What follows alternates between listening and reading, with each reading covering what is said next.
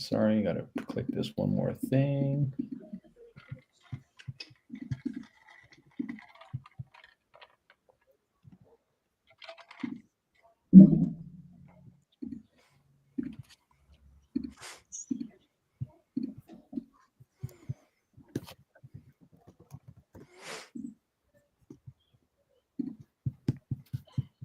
All right, welcome in for another edition of Monday Night Football. You've found us again on the last Monday of the month. We have a few more of these. I know spring ball is coming up soon for most of you folks, so we will get going. And we are now streaming on YouTube, Instagram, and I think it's on Facebook right now, but the system may or may not be working. So anyway, back again. We have a great, probably be middle school conversation today. Dean Little, Coach Cliff from the last time we were here, and Coach Jason Ross. Let's go around the horn. I'll just say, since you're on my top right, Dean, I want you to introduce yourself in case anyone wasn't here last time to kind of hear you talking ball. Dean Little. I'm an 11U coach from Midland, Texas. Been coaching for about 6 years. Been in the air, learning this air raid for about 2.5 years. I've been built off of Matt's system since the beginning. That's what got me into the air raid. So I'm here to continue to learn. Love it. Awesome. All right. Coach Cliff, Tampa, Florida. Currently coaching in Brandon, Florida. Been coaching for about the same time as Dean, 6 years. I love the air raid. Starting to get into, like you said, I told you about the other day, getting a little bit of the single wing with the air raid since we needed a run game, but having a lot of success with it in spring. I mean, we're averaging like 40 to 45 points a game right now in two 22-minute running halves. So we're not even playing, real football right now. We're putting up a lot of points. Yeah, I'm excited to hear about that. I've seen a lot of your videos recently, and a lot of things going on. So definitely excited to hear about your updates and see how spring's been going for you. Coach Jason Ross, been a minute. How you been, bud? Good. I'm Jason Ross, here in North Carolina. Been coaching probably since 2007, so I guess I'm the old guy in the room. I did a lot in middle school, and then I've moved up to high school now. I've been coaching. This will be my 4th year in the high school realm now. Moved around a little bit with the spread, and now finally, with the help of Lasker too as well, he kind of got me down the air raid rabbit hole as well, and I've been there ever since. So trying to just get better at it. So awesome. Good. Well, it's great to talk again, Jason. I know we did actually a show yesterday. I can't believe you turned around that editing piece. That is the hardest for everyone that likes to do this, talk ball and put out videos and talk to other coaches. I mean, I swear, man, the editing of these videos, that is by far the most time-consuming part of all this. So I'm super impressed that you were able to get that out in one night and get it out. So I know we've already heard Dean watch the shallow video yesterday. Awesome. Yeah, I mean, well, actually, with this last one, that was probably the easiest editing job I ever had to do. We didn't have to do any second takes, except for me, of course. I messed up that little segment in the middle there, but that was the easiest editing job. But you are right that the editing portion of it does take a lot of your time. So we were very fortunate to have a one take with everything on that one, so it made it easy. Yeah, I mean, if I was a programmer, and you guys all know I love technology and love entrepreneurship, obviously with Player Book the way I have it out now, but if I could code anything and do some AI stuff, that would be it. Like if I could just throw a 1.5-hour clip of some interview I did into some AI bot, and it could just like slice it down real fast, man, I swear to God, that would make my life so much easier. Absolutely. So yeah, before we get into it with Dean and Cliff, since they are like literally in the heat of the battle right now in middle school football, and most of these folks that will be watching this are in that world, I wanted to let Jason come on and talk about it because we did that shallow video yesterday. Jason's always made really great content on his YouTube channel. So if you just want more air raid or high school or middle school and youth, you got some great content for all levels. Go follow his YouTube channel, Coach Ross Football. Yep. But you have a new series, and I was lucky enough to be on episode 3. So wanted to have you talk a little bit about your new series because I love the gist of it, right? Making sure everyone has the element Right, foundational pieces, huh? Yeah, really. I mean, when I was just thinking about it, it just came to me. I thought to myself, where was I? What was I thinking about when I was just getting started in air raid?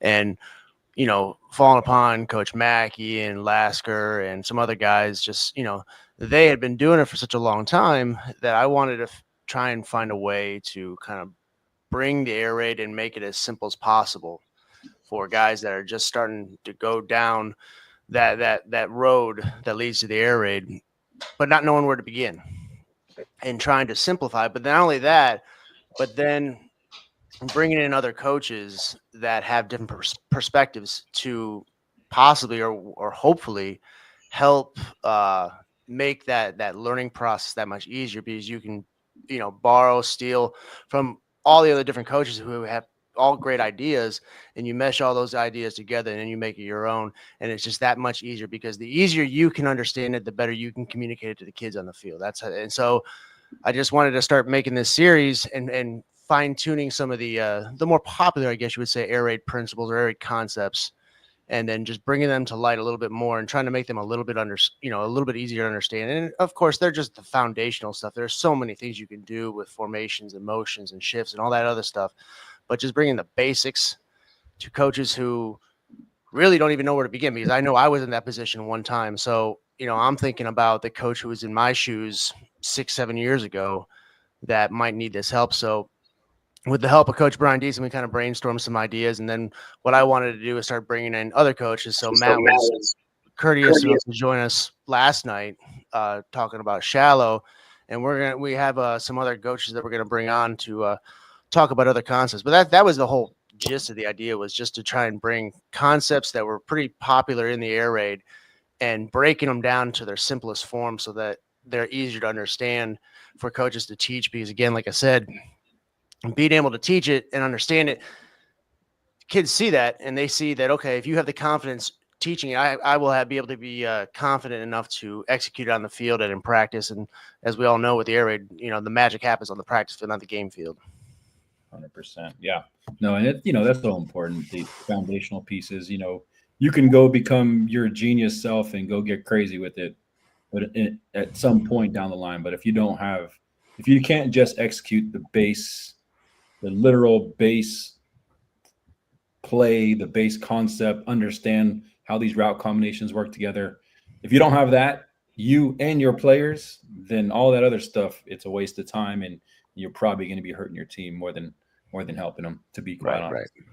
That's awesome, man. And maybe we could put it in the chat. Let me, I'm going to look it up real quick on YouTube. I should have already done this. I looked on Instagram. It wasn't streaming there. Okay. I was talking about Coach Ross's channel, so people can, Coach Ross Football, so people can just click on this link in the chat in the Instagram. There it is. I mean, on YouTube, that's where most people are watching this. Okay, so I'm going to put it in the chat, and if anybody out there, so Coach Ross Football, please follow that. And if anybody wants to actually come on stage with us, and we always invite people to ask questions live. Obviously, you could put your questions in the chat on YouTube or on Instagram. Oh, good. It is streaming on Instagram now. Yeah, but can I hop on just to add on to that? If there are any other coaches out there that want to come on and be a part of this series, you're more than welcome to just hit me up, or Coach Brian Deason, and if you want to come on there and talk about a certain concept, you're more than welcome to join us anytime. So just let me know. Yep, perfect. Yep, and Coach Lucci, he's up in Oregon. He just asked on the Instagram feed what channel it is, so I'm going to put that in there for him. Coach Ross Football. Where did it go? There it is. Wonderful. And then I also put the link to join us live if you want to join us live on stage there as well. But Coach Ross Football, do not pointed. Feel free to join that. All right. Cool. Well, and so you're probably going to do a handful of these through the spring and until it's time to get serious about the season, I'm assuming, huh? Yeah. We have a big time coaches meeting this Sunday, so we're going to kind of figure out our plan for spring and then laying out in the summer. So things are about to get busy. Yeah, like always. Okay, cool. And your kids are growing up and getting bigger now. That's another thing that we could probably talk about some other shows. I had a really great guest. Well, you all know Joe Salas, but I had lost for some reason. I was using this Riverside app.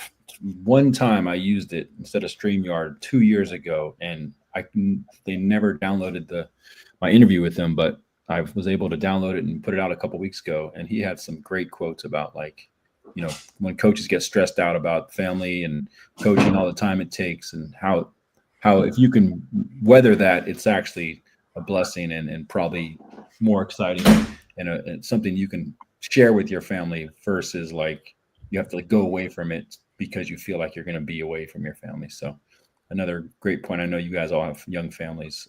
Yeah, I don't think you know this, Matt, but I love Joe, and we actually are his rival school, so we coach against him week 1 every year. Oh yeah, I remember like 2 years ago you told me that first year you guys started doing that. Yep. Well, I mean, they've always been a rival school, but I mean, I just obviously joined the party a few years ago. But yeah, we see them week 1 every year, and do a lot of 7-on-7s in the summer with them too. So see a lot of them. All right on. Okay, there's Coach Lucci. There's AJ. What's up, AJ? Sorry to hear you're sick, man. Yeah, I mean, I don't know. We all grew up kind of on this YouTube kick with Mackey and some of these other dudes, but I'd say Salas has probably been the most helpful personally, and just like I feel like he was my coach, honestly. Absolutely. You know what I mean? He's just one of those guys. All right, cool, man. Well, stick around if you have time. I know it's late out there, but I wanted to start off by kicking it off. I think last time Coach Cliff kicked it off, so I wanted to start with Dean. Coach Dean has been trying to implement, not trying. He has been implementing air raid. I think this is your second, maybe the end of your first year or on your second year. And End of the second. And he's last fall. Yeah. And, I've loved talking to him about it because he's been very honest. This stuff is not like, oh, it's like a magic pill where you take a pill and all of a sudden you're scoring 50 points a game, right? Like a lot of times you will have a lot of success. A lot of times you'll be banging your head against the wall because of whatever reason. It's just something, just like anything in life, right?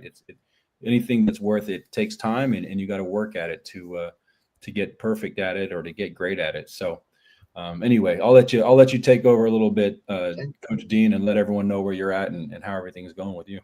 Yeah, Midland, Texas. We're having a pretty decent spring 7-on-7. We're got a winning record right now. Playing in a pretty tough league, but still fixing some things, finding things that we need to correct. I think I have 3 kids on this team that actually ran the system before. So you'd be amazed at how many of these 11-year-olds you'll get for their places that haven't been taught, the proper way to play. When I first started this season, I really wasn't putting the emphasis on settling and noosing than I should. We would continue to run our digs and we wouldn't set in that window between the linebackers. So we weren't finding those holes. We weren't on the corner concepts, and that was a struggle I had this fall. Is we want to take the corner shot. Well, there's snags wide open. So I think I have more videos from the tackle season showing wide open snags and sticks and us taking the deep shot whenever we could take those intermediate routes that could turn into big plays. And if I look back at my biggest problems I've had is not putting enough emphasis on the settle and noose, settling in that space and don't run straight into your defender. So that's some of the things that we've really been working on. Can you pause there for a second, man? Because I love that point. And, it's kind of one of those drills that unless you're really understanding, and it's one of those things that you have to kind of see to understand how important it is. But it is working. I mean, almost all of our routes, right? Like snag, stick, dig, they all end up with the receiver, if they're doing it right, stepping to the quarterback, flashing their hands, and getting ready to act on the ball in a tight turn. So that drill for receivers, it's literally practicing like 6 technique things, right? For the quarterback, it's like 5 technique things. Yeah. Something that's easy to not do. And I know not everyone's ready to do away with stretching at the beginning of practice, but if you can do it before practice, I know we can't always force kids to get there early, but even if it's like 5 minutes right before practice, it is that important. And I'd maybe even sneak it in Indy. It is that important of a technique mindset because kids, they don't sitting and finding grass. That's an advanced freaking concept. Yeah. That is a college level concept, right? So like, So it's so important. I always ran settling noose. That's all what I open every practice with, but I never actually incorporated it into the pass game like I should. So, I mean, that might show the rookie level of my coaching, but I never incorporated the sit down on the snag as I should. So once we started putting that in there, man, that the corner concept is you can run that same play down the whole field, no issues. And our pat and go, we've changed that up a lot. I mean, and I think the air raid is very straightforward. It's very black and white, but you have to have the experience when to make the adjustments and how to actually use it. Because if you just try to use, hey, this line goes this way, and this guy drops back, you take that space. There's definitely some different quirks that come with experience that you can't just come out there first year coach and knock it out. But if you put the time and experience and believe in it, it comes around full circle. 100%, dude. Yeah, it's great coaching points. I don't know if you want to. I got some videos of the corner concepts, or I don't know how you want to go about it, or let's see it, dude. Kind of show you, put it all together. Share my screen. Go for it. It's your time. Entire screen. Share.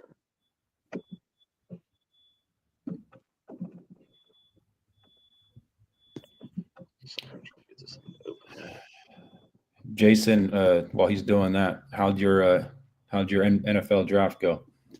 You guys get what you wanted, get what you needed? Well, you're gonna find this funny. I'm a Browns fan, so I think you're gonna find this funny. I gotta tell you what.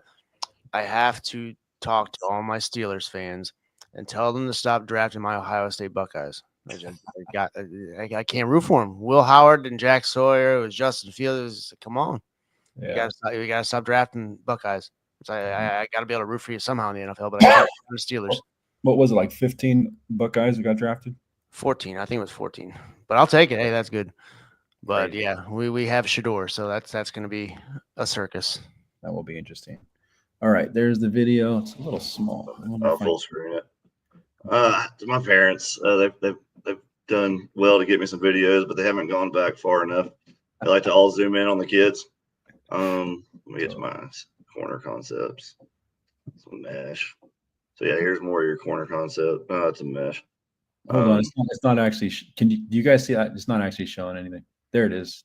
Is it not showing? It's only showing in the small box for some reason. All right. Is it not showing full screen? Let's see. No, it's not. But what can we do?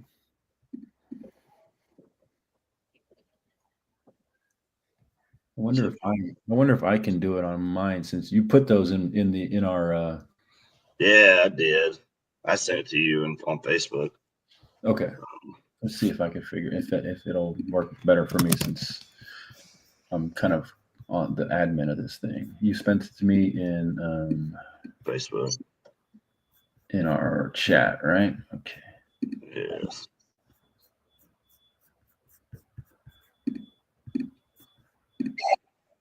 Okay, yeah, that's more like a reel. So let me see if I can do it, because it does show up big on mine. Share screen.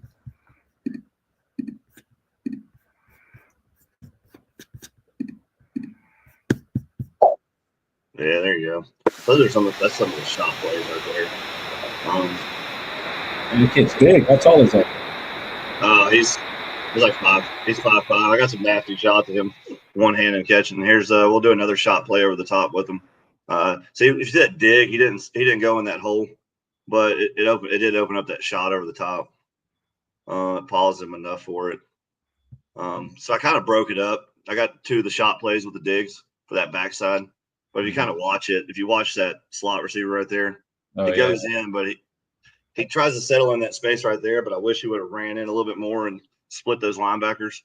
Here's Y stick. There it is. Fade. Nice. Called him out too. Here's mesh right here. I know that's Y stick again. Sorry. Over the top. Nice catch. Now here's the mesh. This is another tall kid right here. See, right in the space. We'll run it from a different angle. Oh yeah, look how those linebackers hit each other. Yeah. What is 12U? This is 11U. And Nice. here's a mesh all the way to the house. Oh wow. I wish I would have had some videos of some of the more competitive games, but that was we crossed them up with that mesh. Here's one more mesh. This is with my second string kids. I mean, it's working with all my levels, my starters, my second string, everybody's running it. Yeah. It sucks. I don't have any videos of the good zone attacks where we're sitting down. But here's another mesh right there. Well, it's nice to see that some people are playing actually man in 7-on-7. I don't actually. That's where your top teams in my league play man. All right, that was a corner shot, but here's a snag shot right here. He didn't stop because it's man. Yeah, Kept exactly. running through it. Well taught. Here's another snag right here where he sat down because he had the hole. So yeah, so that's Nice. it. We're just but the corner concept. I mean, we ran that corner concept just over and over and over again. That's only several of the plays for the day. I think we outscored our opponent 66-6. That's two different teams we played, so we were averaging 30 points a game with it. Nice. 15-minute run and half. So it's just, and there's no timeouts. There's nothing. You just run it. Dude, 7-on-7 is chaos, man. It really is. They took the timeouts away this year, so if you have any mess ups, you can't go in there and fix any of it. Man. Yeah, that's great, man. I mean, like you said, this is such a great time to practice. Did you say you're going to have these kids in tackle season? Some of them. I'll have some of them. Those bigger, taller boys, no, they're gone. They're already taken. But I got some other ones growing up that are going to fall into it. So I have 14 kids on this team, and it's half are aging out and half are staying with me. Hey, so that's what I've been encouraging the parents. Like, hey, just stay patient. Like, next year's your year for the kids. But now they're learning to set in these holes. They're learning these pass plays, and they're actually learning. I'm able to coach them better now than I coach the older boys that are aging out. So they're actually getting more this year to progress them for the fall. Dude, the each kid that you have to take less time with during the actual football season, that's a win, man. Yeah, it's a win. So what I've actually been doing is I've been taking your I took your player book for the 7-on-7, and I printed it off. You know, I didn't print off star and laser, but I just printed off the main plays and how to attack the coverage with it. And I'll literally sit out there and we'll run against our scout D, and hey, this is how we're going to attack cover 2. And in your player book, it shows exactly where they need to set down. And so we're practicing on setting the holes. We'll attack cover 2 for about 5 plays, first and second O, and then we'll go attack cover 3, and then we'll attack man, and we just keep getting the repetitions in there. One thing on the Pat and Go I've been working on is I watched an old Hal Mummy video, and on Pat and Go, it doesn't matter where you're at. You could be on the 50. If you throw a vert, they have to run it all the way to the end zone. Nice. And I put that Hal Mummy deal in, and it's crazy how they settle, they noose it, and they turn it up. And it's actually starting to go into the games. They're not juking. They're not trying all this crazy stuff. They're literally settled. They're noosing. They're tucking, and they're going for the end zone. And they get, they'll get 3 or 4 more yards, or you get a touchdown. I mean, but Hal Mummy has a lot of small details in his stuff that, if you understand the basics of air raid and you continue to watch him, there's just something new you can pick up in every video. For sure. No, that tight turn, man. Sometimes, especially in tackle, if you can get a tight turn, and I almost teach it like an old school. You guys are younger than me, but when we were young, when I was in the 90s, they used to teach us for basketball this drop step where you're basically, pulling your back foot straight behind you while you're catching it. And like, if you can, that tight turn is so huge because like you can literally just out angle someone and break something out of there. You don't always break it, but it actually is a huge coaching point. And that's why I just love that subtle news drill, because, catching the ball, whatever shoulder you catch that ball on, that's the way you do the tight turn. Again, a lot of receiver coaches will say you always turn toward the sideline. That's bullshit, right? Use the ball for your momentum wherever they catch it. So that drill is so huge, man. Oh, I got one more video. I'm gonna send you on Facebook, I guess. since I can't play him. What about you, Cliff? How was the draft for you guys? You're a Bucks fan, yeah? Yeah, I'm a Bucks fan. I honestly didn't look too much of it. We had so much going on with spring, and we're about to compete for the championship. So I've been like super locked into the org. We have a 6U that's undefeated, a 10U that's undefeated, 12U, and a 14U that's number 2 seed. So I've been like super locked into that. We went really heavy this year. Yeah, I'm not mad. I haven't posted as much. Kind of post what I've been kind of like trying to give to people, like kind of setting them up, and they're like, it shows you who's watching your videos, so I know I know who's in the spring league watching. So I kind of just been setting them up, and so that's why I didn't post too much. I posted a couple just now just to give you some ideas, but I'll probably take them down. But I haven't really been posting too much. I've been kind of just sneaking them in there. So on this video, it kind of leads into that one topic I wanted to talk about. You get the all-out blitz, and of course you step up in the pocket. That was a one-handed catch by that big boy you just saw catch that over the top. They caught that with one hand. But if you look, that Y stick's wide open. What drills do you do in practice? Do you guys do blitz pickup drills, things like that? What are you guys doing to train that? Yeah, I'll just go first because mine's probably, you guys have probably heard it a lot, but we have, just like people do. So is this just one clip? Yeah, just one video. Just that's if you looked at Y sticks wide open. I mean, we needed the yards to win the game, so we went with the vert.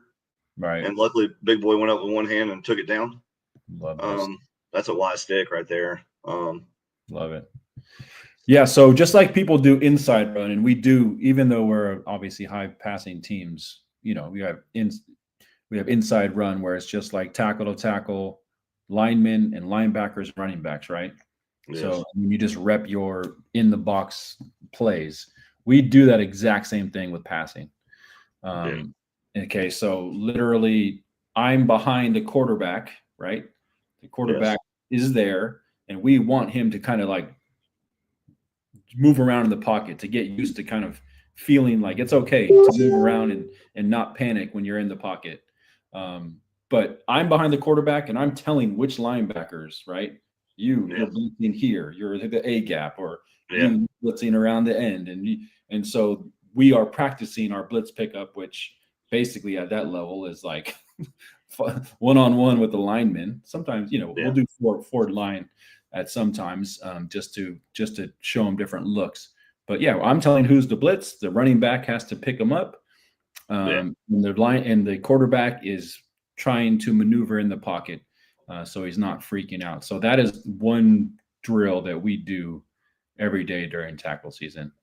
How are you guys dealing with the double A gap pressure? Or how are you guys training that? All right, so let's. So how are we blocking that? Yeah. Yes. So, go ahead. I'm sorry. So the running back has one of them. Yes. And hopefully, if that's a 4-man front plus 2 linebackers blitzing, and so the center needs to understand he gets one, so he needs to communicate with one of the guards right on either side. Like you got him and I got him. So there's calls we have for that. But basically, the center gets one of them, and the running back gets one of them to the side that the running back's on, and then the rest of the linemen have them. So, but if it's a 5-man front with two A gap blitz, we can I want to have that conversation next. Like, what plays are we calling for that? Because we can talk a lot about that. Jason, you got any blitz drills? But before we get on to the plays we call against it, do you have any drills that you do for getting used to? One thing that we've done is with our 7-on-7 period.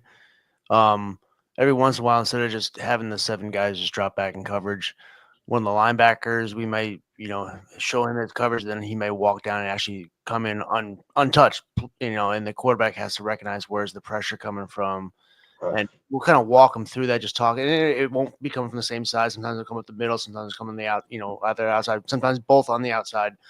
And a lot of times I adopted some thought process from Patrick Taylor, where the quarterback has to recognize pre-snap where pressure might be coming from. So that's one of his questions that he has to ask himself. So we use that in the 7-on-7 period, where sometimes we may just send a pressure and he has, based on whatever play we're calling, that more than likely is going to result in an open space, or obviously where a linebacker just vacated from, that space needs to be taken over by a receiver, and the quarterback has to recognize that and get the ball away cleanly and quick.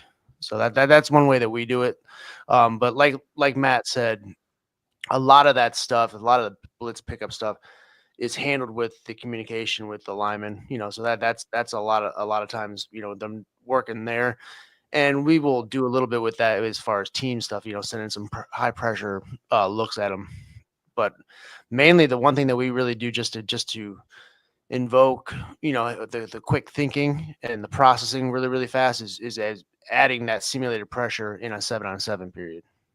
That's actually really good. So do you guys work that in like a pass pro section of your schedule, or is that when you would work that the most? The pass. You talking about with the lineman picking up the blitz? Yeah, lineman picking up the blitz. So would you work a pass pro with your lineman separate on that, or would you have your lineman, your quarterback, and your running back in there? Well, sometimes what we will do too as well, we will work pass pro with the quarterbacks and the receivers, where we'll say, okay, the right tackle and the left guard are pass pro, and we'll do kind of something like that, and then the other two are just kind of sitting this rep out, and then we'll alternate. Sometimes it might be the center and the two tackles, and we'll do that. As far as the straight on blitz pickup, we're running the front seven against the quarterback. We really don't do too much of that outside of just again that is more of like an offensive lineman, front seven kind of group period thing that we do. And then just the 7-on-7, just the simulated pressure there. Yeah. All right. Coach Cliff, you got any drills that help with that? For just like the double A gap, like pickup? Just like, blitz pickup in general. You got anything outside of what Jason or I mentioned? It was really we walk through a lot of stuff, like we simulate what we're gonna see and we walk through it, have the kids, make a right now. My approach this spring has been completely different, but compared to how I picked it up last year, like right now I don't even block linebackers or linemen. I only take care of the line of scrimmage. I take care of the lineman with a fullback or a running back. So right now my approach is a lot different, and it's been working really well. But last year I pretty much had the quarterback IDM where I'd have, the running back make a right call or a left call with a certain terminology, and the quarterback knew he was responsible for the other linebacker. And then in practice we would just simulate it, like have him walk up into it. And that's when you saw when we did the shallow plays, how we were just kind of stopping, like pretty much hit the shallow right away instead of letting it hit across the field. We would just immediately throw the shallow, or we throw a short buzz motion into a shallow. That was kind of like our reps. We would rep that like 20 to 30 reps. It was kind of insane. We only ran like 4 plays, but we repped them so hard that it was hard for us to make a mistake. So we really made people think like, do I really want to blitz and leave the middle of the field open and let this kid take this for 70 yards every time? Or do I want to, not even, they would kind of look at it and go, dang, I'm in a cover 3 and I'm sending my linebackers. Do I really want their fastest player catching the ball right where I don't have anyone and going one-on-one with the safety? And most of the times I didn't get blitzed for like the rest of the season. That's what I told Matt earlier. It's just, you look at these and it shows the defense just dropping back into a perfect coverage. Well, I don't know how it is in Florida, but here a lot of people just, a lot of these youth defenses are blitz, blitz, blitz. You'll find some that might run like a true 4-4 and have some coverage, but I would say probably 60% of them are blitzing and playing cover 3 around here. Right now, I'm sending the whole team except for I'm sending 6 every play right now, and we stopped pretty much 90. We haven't had a touchdown scored on us all season, not even one. So I'm looking at if I can establish a good quick game and make them start setting back, it'll open everything else up. Yeah, we've kind of said last week, and then we kind of flare them out. Like we'll act like we're going to blitz, drop 45. We'll let them get a couple slants, get comfortable, think they can run the same play, and then we'll just drop them into coverage and get an interception. That's kind of like our approach right now. It's been working.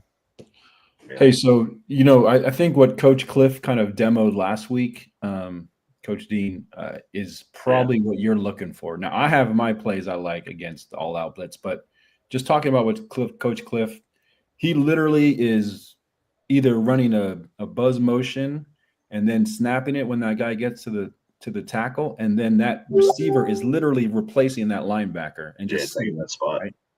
or like you could just run stick and it's the same exact thing, right? But basically he's taking that spot of the linebacker, and it's literally a 5-yard throw.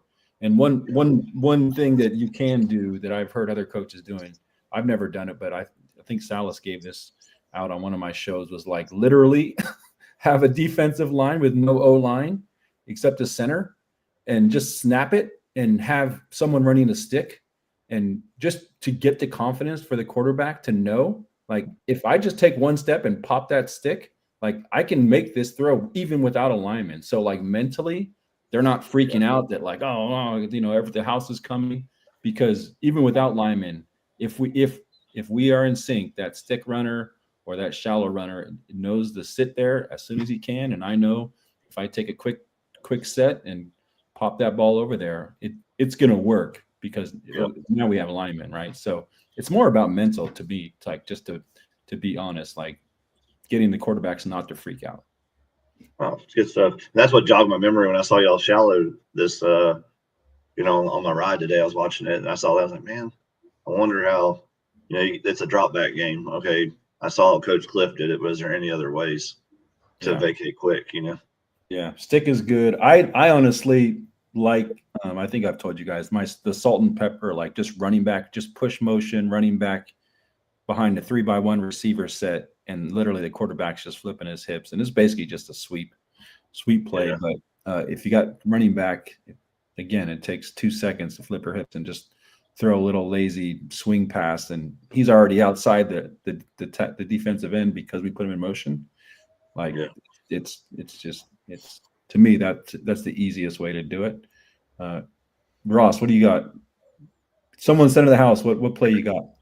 I mean, kind of the same as you, because I mean, even in high school, if linebackers are going to blitz from 5 yards back and get home, then God bless them, that they deserve to beat us, because that, typically they're gonna show where they're coming from. So we just teach the quarterbacks, we have to recognize that, and okay, so we have routes built in. So like you said, the stick route is the easy one, or throwing some sort of a fast motion, whether you're throwing a slot to the other side real fast, or like you said, Matt, the putting the running back on the flats real quick and just the quarterback just turning and throwing. But I mean, it's literally, if we see it, it means they're going to show where they're coming from. And yeah, they might back out of it, but a lot of times we see where they're coming from, and quarterback can process that pre-snap, and then we have the route that's going to, just go into the space where they just vacated from. So like stick or quick slants, or something out in the flats. So we have all that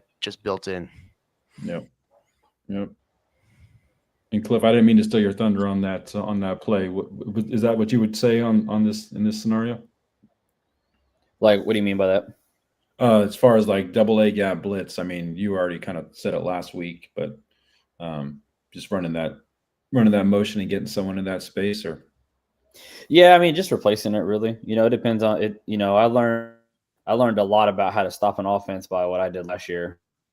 People couldn't stop me. So I came up with some unorthodox stuff this spring to not let no one score. But yeah, that double A gap can really kill you. In practice, I would say the biggest problem with youth football is there's not enough repetition for the kids. So these, people come out and they try to run plays, and they have too many plays. You're trying to run stick, shallow, 4 verts, wide cross, corner, mesh. Like, people have too much, and you spend so much time trying to learn plays and teach kids where to go that you don't practice the simplicity stuff. Like, hey, what do I do in a blitz?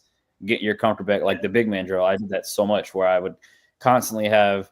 I mean, we kid you not, we looked like the worst team in youth football the first 3 weeks of practicing that. Like, I was sending A gap blitz, and my defense, I send an A gap and a B gap blitz, and I stack my linebackers to where you can't really tell where they're coming from, and they're at the line. They're like right behind the tackles. So because we're stacked on the guards and my linebackers are stacked, I'll shoot my tackles in A gap and then send my linebackers to B. And because the linemen are taught to block a certain way, we pretty much get a free blitz every time. So I told him, hey, if you can deal with my defense, where we're not letting no one score the whole season, and you have a kid in your face every single play, you're going to be able to throw against anybody, because they're not blitzing from what we're blitzing from. Like coach just said, they're blitzing from 5 yards of depth. So you got plenty of time. You see them coming. So I'd have them do the big man drill, get the hands up real high, and have the quarterback just make that one-step throw. And you saw my quarterback would stand in there and just rip it, because I told him, look, if you get hit, it's a penalty. There's no way. Like if you do what I tell you and you do the repetitions, there's just no way that you could take a sack. It has to be your fault if you get sacked. It's just not possible. Mm. You know what I mean? And for the first 3 weeks, like I said, we were complete like 1 out of 20. It was terrible. And then we started getting to the point where it was like, okay, now we're like 3 for 20. Now we're 5 for 20. Now we're like 11. Now we're 13. Now we're 17. And never got 20 for 20, but we'd be around that 15 to 17 mark. And I was really comfortable with that. Yeah, take 75%, bro. All day. All right, cool. All right, so let's move on to Coach Cliff and get some updates on him. I think you're literally in tackle spring ball season right now, and I've been seeing some big numbers, man. How's it going so far?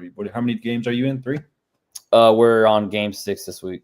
Oh, dang, it's going fast. Wow. It is, man. And the crazy part is it's 2 22-minute running halves, and the clock doesn't stop. So when the ball is switching over, I mean, the game is over extremely quick. You know what I mean? Like you blink and it's almost done. The only time the clock stops is the final 2 minutes of the second 22-minute running half. Holy so it's pretty crazy. But if you look at like our standings, I'm waiting for the scores to come up. We were averaging 44, and then we had 6 touchdowns called back and still had 44 points against this last team. Oh, wow. And then we just finished 32-0. And it's fast, dude. I'm telling you, it's our defense. We pretty much 4 out everybody. You know, there's every once in a while they'll get a small little drive, but we 4 out everybody, and we're putting up around 44 to 50 a game. It's pretty 44 great. Points in a 22-minute running halves. Jesus. Man. Yeah, the team that won the FYD Super Bowl last year, we beat them 51-0. So what plays are you focused on then? I know it's a short install too in camp. So what plays have you been leaning on? It was actually probably the worst install I've ever had in my football career.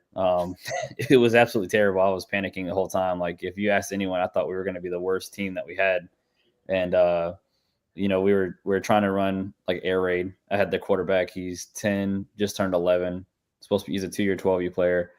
But I was like, you know what? Last year, my problem was I had a quarterback and he got hurt, or a quarterback that left because he got promoted in middle school. So I was like, what can I run that if my quarterback doesn't show or someone gets hurt, I could put anybody in and run the same offense. So I had some stuff that I was studying from a while back. It was like single wing and some stuff from Bixby High School. And I kind of got a little creative and mixed it up and made my own little system and just made sure every play had a counter. So we're running like a variation of the single wing and air raid, to where we run blast, power, counter, sweep, and that's it. So sweep can be jet sweep or regular sweep. And then we run Y corner. We run like a shoot concept and like a pop play, but that's it. We don't do much at all. And we're averaging 44 points a game. Nice, man. That's beautiful. And so I just got a question in. What type of coverage beaters can you help us out with? So what do you mean? Like, are you looking specifically for man beaters or zone beaters? Tell us what you want more specifically. Prods, appreciate the question. Okay, cool. So did you want to share some film, Coach Cliff, or did you want to talk through any plays specifically? What did you want to talk about today? Yeah, I sent you some film. Like I said, I didn't post too much because we're about to legit play our championship game next week. This week is just a round robin. We play 2 teams for like a half. It doesn't really count for anything, but I sent you the messages privately because some of it I don't want too many people paying attention to, but okay. Wouldn't mind you can pull it up if you want. I put it in your messenger, just some basic stuff. All right. Okay, cool. Should we go back this far, or it was this? Yeah, you can start. I mean, it doesn't matter where you start. I can kind of explain it all. Okay, blow it up. Running back. So that's a fullback. He's no X-Men in this, huh? Yeah, you can't see him, but we have him in a 3-point stance behind the guard, and we were running sweep all game, like sweep, direct snap, sweep, and then I got under center and ran a fullback wedge, like a little blast play, and he pretty much took it for like 60 yards to the house. Nice. Just a change up, like the same. We run the same plays, but the thing about having 4 plays, I only run 1 formation that I can change into maybe 2 or 3. I say it's 1 formation, but I call flip and my running backs flip, or I call a bunch and we get into a bunch set. But it's all the same formation. I don't have to make any different plays. This is a roll concept where we're kind of spread to the right. He has a corner. He has just a stop route. He knew he was going to go to the corner. It's been open every game. But oh yeah, so that's like almost like smash. And I do see the wing. You got the single wing kid over there. I like it, man. Yeah, he's running basically like he blocks for a second, release to the flats. He can't catch for anything, so we usually don't throw that. he's a catcher. Yeah. I got videos of him going wide open up the field, but this one we run a lot of jet sweep, so we run jet corner. Nice, like it. I mean that play is open every time. We run. By the time we finally call this play, like they want me to call corner so much, and I'm like, we're good. Trust me, I'm gonna run down the field, and then he's just gonna get wide open. And I mean, every game we've played, they've never covered this. That cornerback was just peeking. Look, you see him peeking into the backfield, still looking. Oh, oops. I mean, every time. If you go, I think there's a under center play where we run it right here. So we run this play. Oh, it's a jet sweep, another corner out. It's worked on everyone so far. Like it hasn't. I mean, it's wide open. Like I said, this is a game we won. We had 51 points, and they quit with 5 minutes left in the second half. That's not good. Yeah, it was bad. I felt like it was really bad. I had put I put like a whole group of kids in there like differently. We only ran blast, and it was getting kind of bad. And this is a counter play, and my running back's a grown man, so you see him just level that kid. And then he comes up, levels the next kid. Oh yeah, I like that. See, that part of the game is gone. You don't see kids making multiple blocks in the open field much anymore. Yeah, yeah. And he's leading them still. Man, that's a big old boy right there you got. Yeah, my fullback, believe it or not, that fullback actually knocked the other kid down too. That's my fullback, the one that's in the the 3-point stance right there. He's up the field blocking. So if you look, the other kid going across, he's chasing that kid. He's on the safety. Yep. Yeah, he's on the safety. But we are so physical at practice. It's not even funny. Like this, we hit pretty much like 30-40% of the practice. That's just basic wide corner.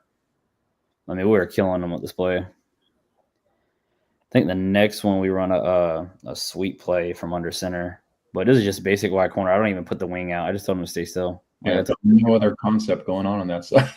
I told him it's going to be wide open, just pass pro. But here's a sweep play. So we run that same sweep play, right? And that kid's huge. I mean, they have a hard time tackling him. Like he's ginormous. So now the thing, I was looking for the video, I couldn't find it. We actually ran this. We got into the red zone in the 20, and we ran that same sweep play, but then he just did the the kid's extremely talented. So he pressed the edge. They all came up the field. He threw a corner out. So we run 4 plays. We run that blast play up the center. We run a wedge. Oh, I don't know what that is. That must be my old video. Oh, that was my 8U. Oh, man, he went up and got it though. Yeah. So if you can see, go to my TikTok real quick, and I'll show you the jet sweep I was telling you about. That kind of set all this up. Oh, this is a little guys. This is cute. Yeah, that was another one. See, corner shot. Yeah. We were still running corner on 8U. We were just out of a single wing. I mean, this kid scored 99. See, we would run it out of and we averaged 40 points a game on 8U too, running a version of the slot T, but I had like air raid concepts in there. And that kid's 8 years old, slinging the ball down the field. That's fun. I didn't even try pass at 8U. I was like, I'll just do triple option. I know triple option. Yeah, we ran 90% of the time, but when you had that one time where like it was not covered, I mean, it was wide. I'm trying to. Oh, I can't. You'd have to. I could try to screen share it. I don't know. Let me see if it'll work. Yeah, TikTok. I don't even know if TikTok's on my computer, honestly. I can share it with you. Hold on. Kind of show you what I meant by it. Let's go to TikTok. Just let me know if you guys can see it. All right. So, yeah, there it goes. All right. So we kind of start here, and this is where I tell you, like, but I'm gonna get back to. Let's see. It is right here. This is one where we ran the same concept. This is just huge. Yeah. Like that's a we call him Derrick Henry, but we're running the same concept in the red zone. Huge. And then we got the jet sweep. This is where I was telling you, like, we were so much offense. If you watch our offensive line, they reflog on the hips.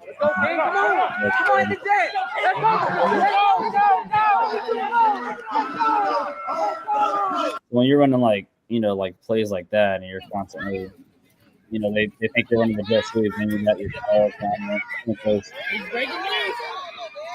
And you can see how physical your team is. You could hear it too, honestly.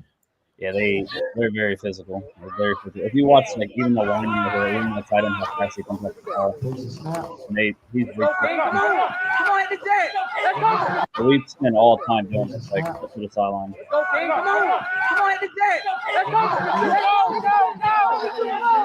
Like the kids are so unselfish. It's not. He's gonna take 13 down. Right in front of him. 3 of them. Guys are pushing up with the Concept. Yeah. So we ran the same plays, like, but we would just add the corner and the corner route stuff. Yeah, but that's it though. That's the whole point of this whole channel. All of us believe in the same thing, man. Less plays, get out execute people, and just be great at what you can do. Then you can you can mess around within those plays and call them mix and match within the play, but no need for. We have some creative stuff. We got like a jet wide corner. Like we call a lot of different. Like we jet sweep it and then he throws the wide corner. It's just we haven't really brought it out. We haven't needed to. If I run power and I'm getting 15, 20 yards at carry, I'll just run the power the whole game. Like there's no need to run anything else. Like I don't want to put anything on film. So I don't even look at with my offense. I don't even watch defensive film at all. I don't watch any film on them. Yeah. I take Bixby's approach. That's a high school. I don't know if you guys have heard of Bixby. They're very, very popular. Very, very guys. Yeah, they one word everything, but they just assign a coach to everything. So we take Carolina scrimmage. I assign a coach to linebackers, and if the number 45 is making a tackle on the power, that means counter's open. So we just assign coaches to players. Love that. All right, everyone's to answer Prod 11's question. He wants to know how to beat cover 2. You want to go around the horn? Favorite cover 2 beater? Anybody? We've been killing it with the whole shot on the Y stick. The whole shot's been pretty nasty. You can go to the corner and the snag and the shoot. I usually go with the snag on that one. That will hit. Yep. That whole shot. If you got a quarterback that can throw it in there, man, that is a cheat code for sure. Especially the corner concept. If you flatten out on that corner, we've been having a lot of luck with that. Even with cover 2. That's what I was going to say. And I know that's I saw some quarterback guru on Instagram talking about why corner concept, and like this guy he says I don't know, he calls his quarterback academy like institute or something, like he's some doctor or some bullshit. But yeah, he was basically talking about why corner and like how he loves it against cover 3, but maybe sometimes he might run it against cover 2. I'm like, it's literally for cover 2. That's like why it was created. That's like what they say. They say go stick them all the way up if they're in cover 2. Just stick the whole time. Exactly, bro. So yeah, there's different ways to do it, but yes, I would say cover or Y corner. If like Coach Little just said, if you can get behind that cornerback, but get flat so that safety can't get over the top of you. It's basically a hole shot, but coming from a different angle, right? Like they're just going into that hole. So that would be my answer. But to Coach Mike Vrabels, and this is the second month in a row we've had him. So thanks for joining us again. 2 months in a row, Mike. Mike Vrabels burner. To his point, I would always do it at a cover 3 because they are screwed. If they're gonna take both safeties and split the field, you got advantages now. So I would do it. I love 3x1 anyway. I play most of it out of 3x1. But I think that's a huge coaching point too. Against cover 2, go 3x1, and I would run wide corner to death. Jason, what do you got? Cover 2 beater. Yeah, I'm right with you. I like wide corner too. I also out of a 2x2, I sometimes like running a vertical switch and really having that safety decide which one he's going to take, and really attacking that one safety to one side of the field. He's got to cover half the field, so we'll have that switch route from the outside switching, and he'll basically move to the hash, move to the middle of the field, and then you're gonna have the slot, run up the numbers, and that safety has to decide which one he's going to take. Love that. Yeah, 4 verts is probably my best. You saw what we did last year. We ran 4 verts. Like, if you were going to sit there, we're like, all right, I'm going to take my chances. I'll throw it 25 times. If I get 6 of them, I'm having a great day. Exactly. You're going to not drop your cornerback with it? Okay, perfect. Let's go for it. Yeah, we pretty much only ran corner and verts against cover 2 for the most part. Yeah, I mean, smash is the same as concept wise as Y corner, essentially trying to pull that corner down. So if you like smash, go for it. I mean, we just corner is the same thing for us, so we just run that. But same thing, pull that cornerback down, and you have that space behind him all day. If it was Tampa 2, we ran a lot of stick or verts with digs underneath, like we would run a shallow with the verts. Sometimes a shallow screen, kind of like Joe Salas runs. Yeah, that shallow screen. That's one thing. When I get back into coaching full time, I want to perfect that. Jason, did you ever? I thought I saw you trying to install that a couple years ago. Did you ever get good at that? We did more of like a middle screen. It wasn't to the outside. It was more of just a middle screen. But I mean, it hit every once in a while. It was one of those plays where you'd get it once a game, maybe. But you kind of have to set it up.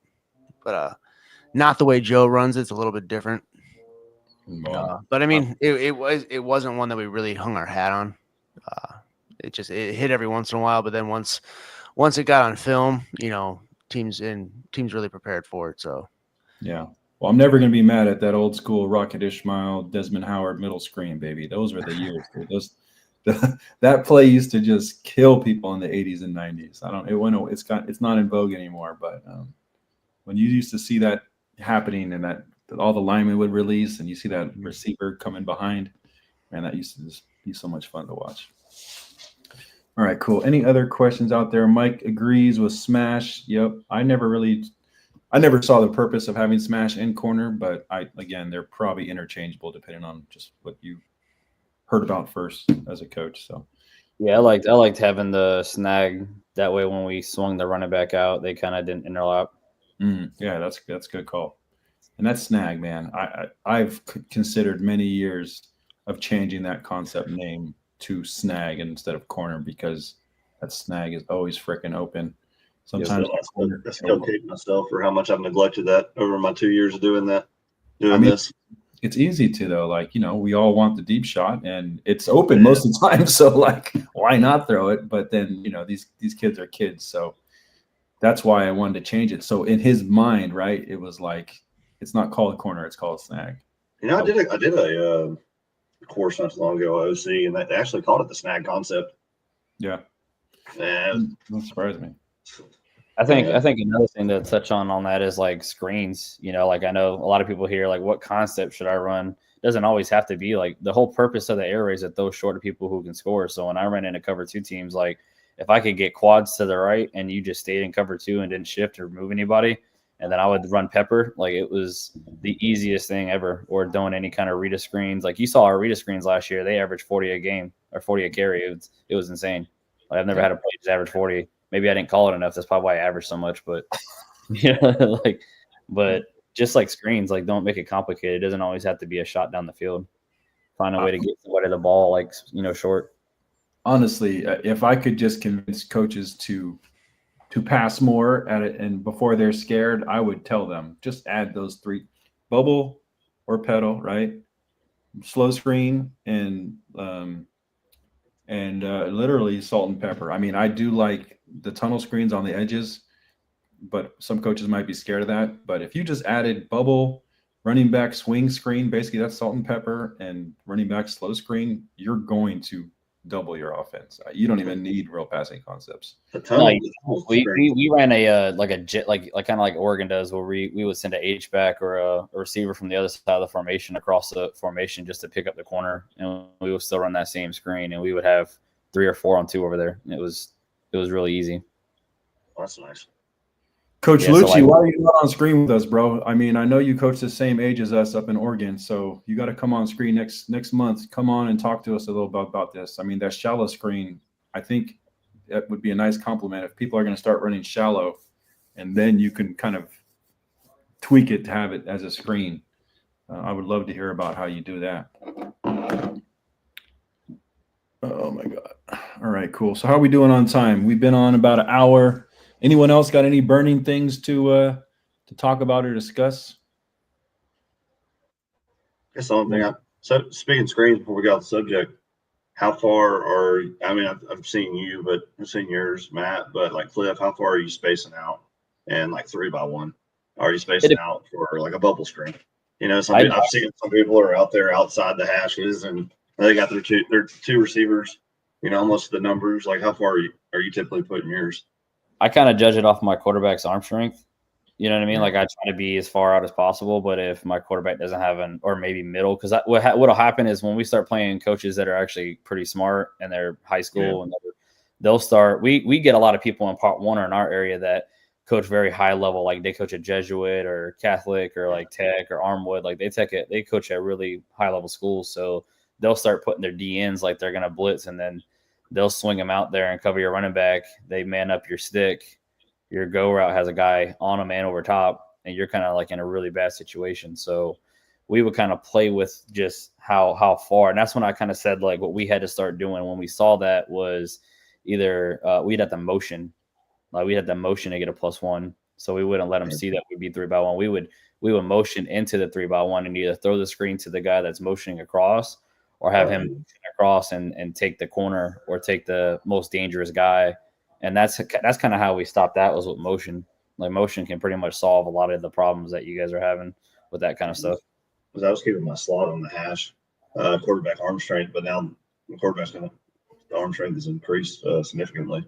I'm like, man, I wonder if I want to stretch that out farther and get him a little bit farther away from that linebacker and put the 2-on-1 on the cornerback as much as possible.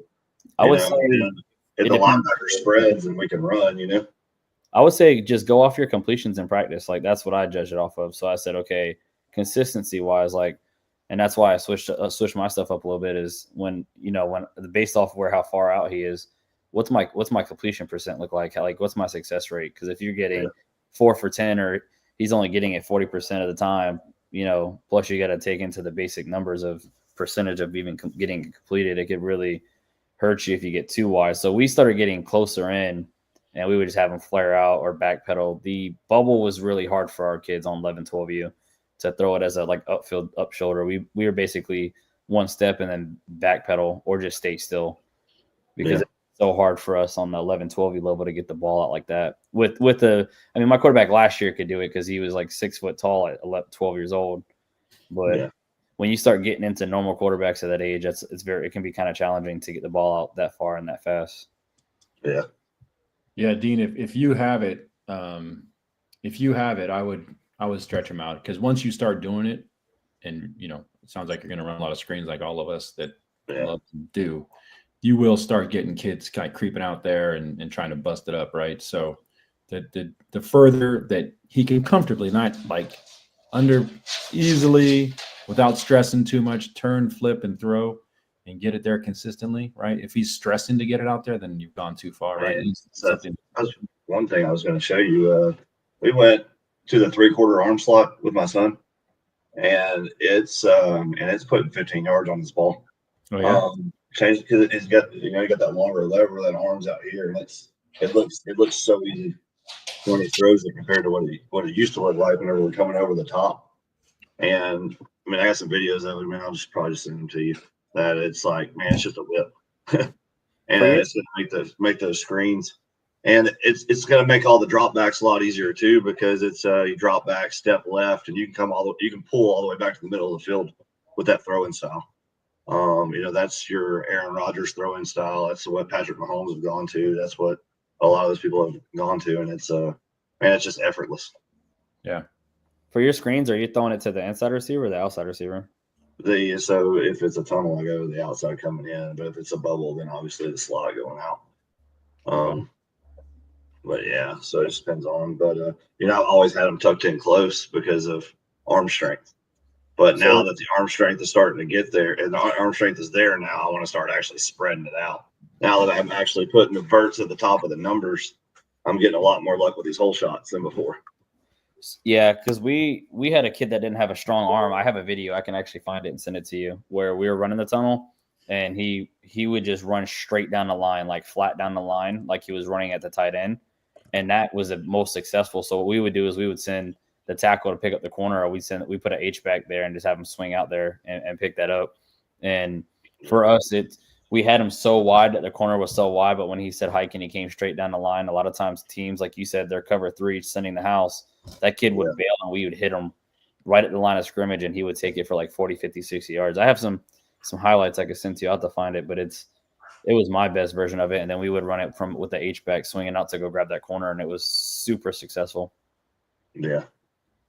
But we were running it as like a read a call, not like we just made some changes. We didn't run it like a traditional tunnel screen. We had to cheat it because it's youth football. Oh, yeah.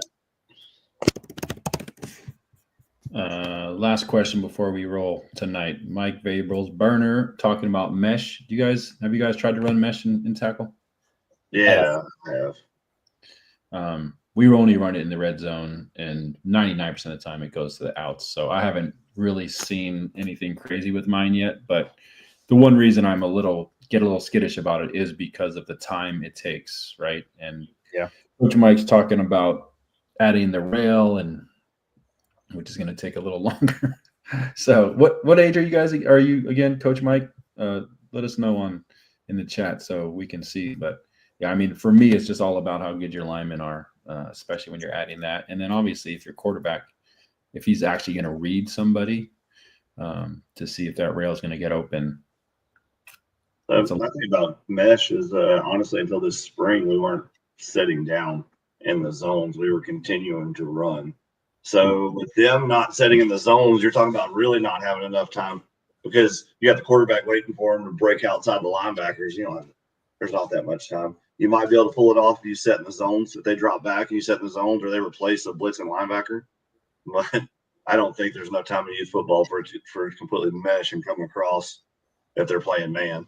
No, there's not. I basically only ran mesh just to try to get a kid to get out of position. So we would run it at a 3x1 and send your Y across on the mesh. And what that would do is it would just give us the bubble, or the flat route would be just wide open because the corner would take the corner out. So for us, we ran mesh to get kids to chase stuff that they weren't supposed to chase. And we just ended up throwing the corner or the flat route. We never threw the mesh. We threw it one time and the kid sat down and he caught it, and I sent you the video. He got absolutely murdered. And I was like, yep, probably won't do that again.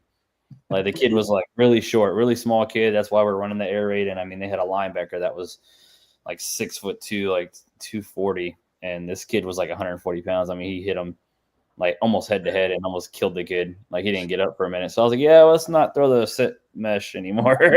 We got it in a good place. No, but honestly, geez. Yeah, so for me, get things like this, so like shallow, when we did it with 8th graders, high school, and I got some really cool shallow film I wanted to show. Nice. You got the O-line locked down.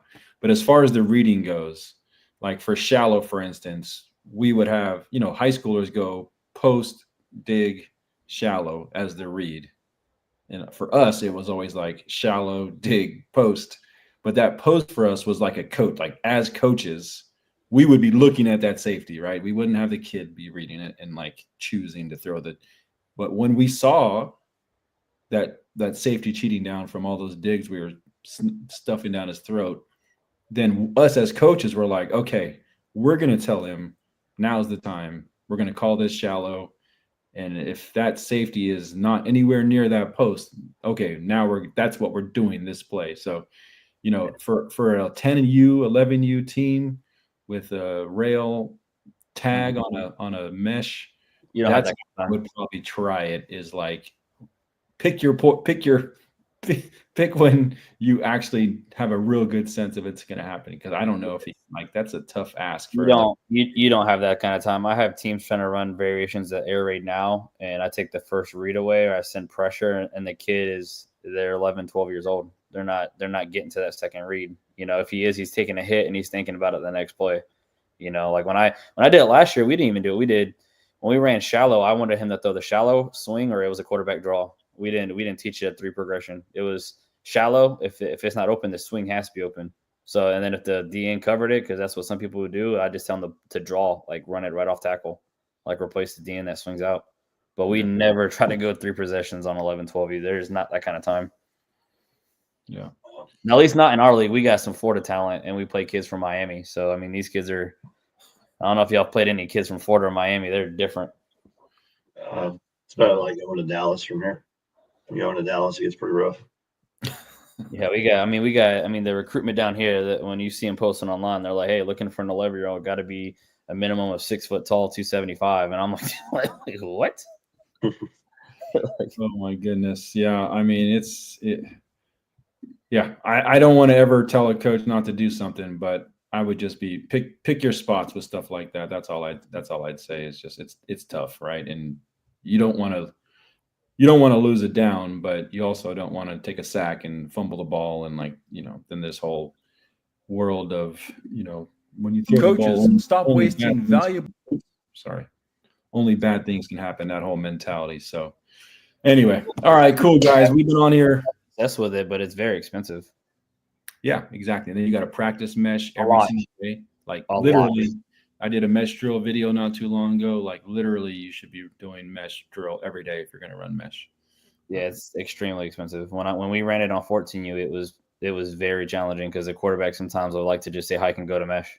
You know what I mean? And it's just a habit. So you can get it done. It's very expensive. Very, very expensive play. Well, Mike, check out Player Book, dude. This is the whole reason why I created Player Book. I'm happy to give you a free account, so your quarterback can play around with it. Is so quarterbacks can you can draw on the different ways that the defensive players will be reacting, and create 3 different versions of, okay, we're going to run this mesh rail, and the linebacker is going to do this, and then see how he reacts and plays the game, and then on the second one, draw the linebacker doing the other thing, and then see how he reacts. That's the whole point we made this Player Book thing, is so we can put our quarterbacks in situations where they have to see the defender on their phone and react to them properly. That's literally the entire point of it. So let me know if you want to get a hold of that, because if you think you got the lineman's max protection, and it's just about basically a 2-man read, then it's just all about getting mental reps for this kid. So yeah, that's what I definitely would suggest. All right. Anything else, guys, before we get on out of here? I know it's getting late out on the West or East Coast. I appreciate it. Cool. Well, we'll be back in another month, and obviously you guys are always welcome. I appreciate, you guys talking this level with me. Yeah, I'm sure we'll see you guys all around the different social channels. If you guys are online right now or watching this, please do like this video so other coaches can see it in their algorithm, and it'll come up in their feed. And of course, you guys follow Coach Dean and Coach Cliff. You can find us all in the middle school air raid group, but I'm sure they'd be willing to talk ball with you in any of these groups that we're all in. So thanks for joining. I'm going to hit this commercial on the way out, but it's great to see you guys again, and we'll talk soon. Yep. Thanks. Drawing and erasing plays one at a time in the classroom in front of your players.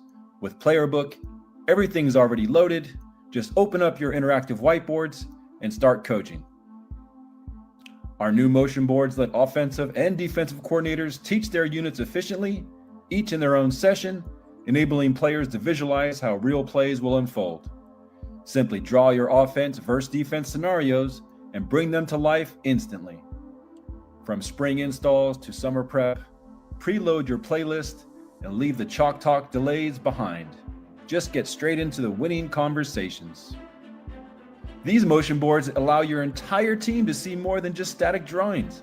They instantly come to life, driving the winning conversations around your team's specific concepts and schemes.